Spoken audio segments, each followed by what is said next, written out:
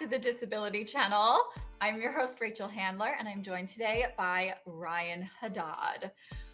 Oh, thank you, Hi, Ryan, for being Rachel. here. Oh, thank you for having me. I'm so excited.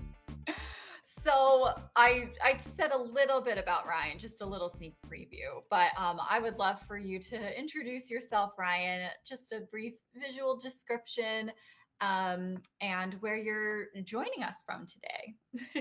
Hi, I'm Ryan J. Haddad. I am a Lebanese American man with sort of coiffed black hair that is graying by the day.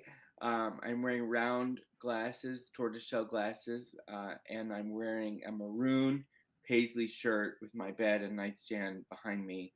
And I'm so happy to be here. I think that described myself as much as I could. Um, and I am an actor and writer, primarily a playwright. And I'm very excited to talk with Rachel, who is also a wonderful multimedia multi-hyphenate. I feel like you kind of have to be in this industry nowadays, Yeah. if you want to be working. Yeah, Yes. yeah. Yes. Particularly, I think, as disabled people, it's sort of like, the doors are not opening for us as quickly as we would want.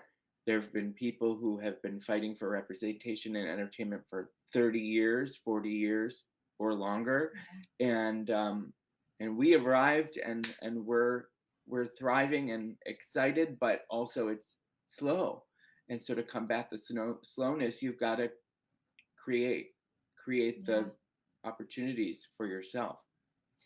That's so true. I'm glad you said that because I keep seeing change and I say, yay, the progress is happening. I'm seeing more disability representation on screen, on the stage, but it's still pretty slow and pretty sad because I'll get so excited when I see like more than one character with a disability on a TV show, Right. and it's like, That's right. wait, why am I excited about that? Like, that's great, but like, why are there more, So Why aren't there more? Yeah, yeah.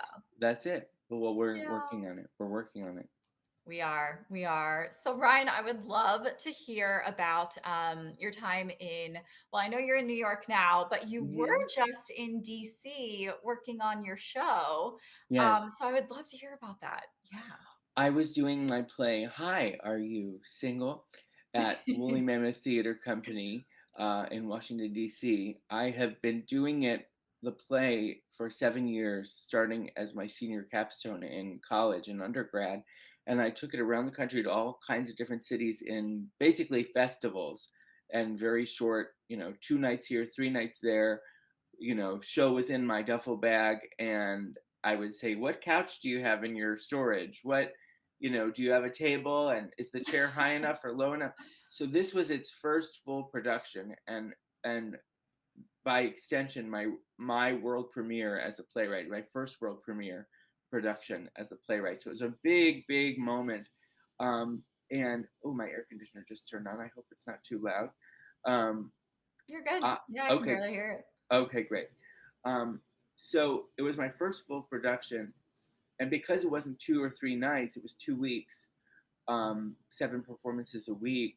I was able to just the number. I mean, I'm not from DC by any means, but the number of disabled people who came, who I'd never met before, who knew me either from TV or the internet or my writing or what have you, who showed up and wanted to meet and talk and felt so represented. Whenever we had a talk back, it was like there was just this level of thank you. Someone has talked about desire and sexuality and romance and the loneliness that comes with not always having access to that as a disabled person. And it was really great to sort of meet the disability community in DC. They really came out to support the show. And it wasn't like everybody came on one night. It's sort of a trickle of 2 and 3 here and 4 and 5 here. And it was that's not something you get when you're self-producing, and that's not something you get when it's really short. But the word of mouth sort of spread, and it showed me what a different the duration of representation matters just as much as the representation itself. Oh yeah, I love the way you said that. And even I think I remember this right. The legend Judy Human came to see the show. Well, Judy Human came. Yes, Yeah. Judy Human came as a special guest, and she was an utter dream. And I have to tell you, I was watching her the whole time, and she was sort of, very neutral expression. And Mm. it starts as a comedy, and then it's not so much a comedy, but it starts as a comedy, as all my work does. And I thought, oh my God, Judy Human hates it. Judy Human, my career's over. Judy Human hates me, hates the show. And then afterward, the first thing she said was, "You were magnificent. Oh my goodness. Oh my goodness." And then we chatted for 30 minutes, and Yeah. we took pictures, and so you can't if you can't judge somebody by whether or not they're laughing at your jokes outwardly. Oh yes. Oh yes. Or you That's can't so judge true. an audience response that way.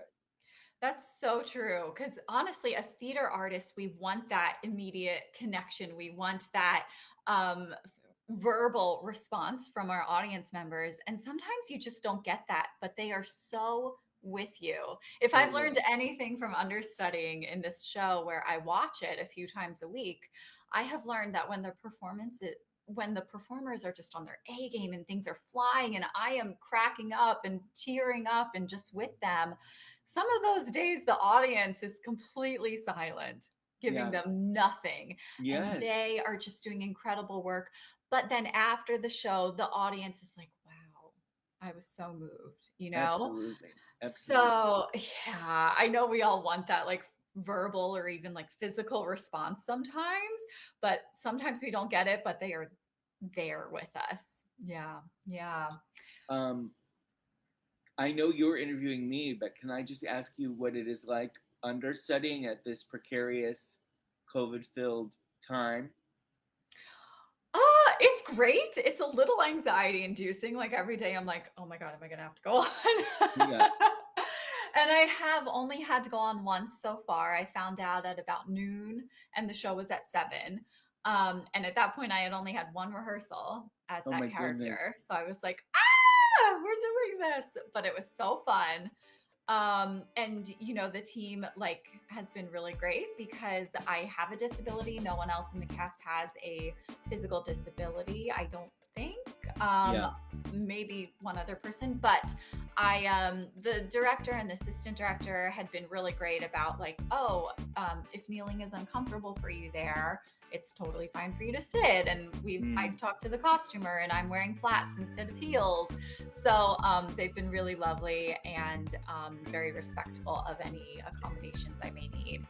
Well, that's wonderful. Yeah. That's really wonderful. Yeah. Oh my gosh. Okay. We have to cut for a break, but when we come back, we will be talking more about accessibility and the politician and life in general. So stay tuned.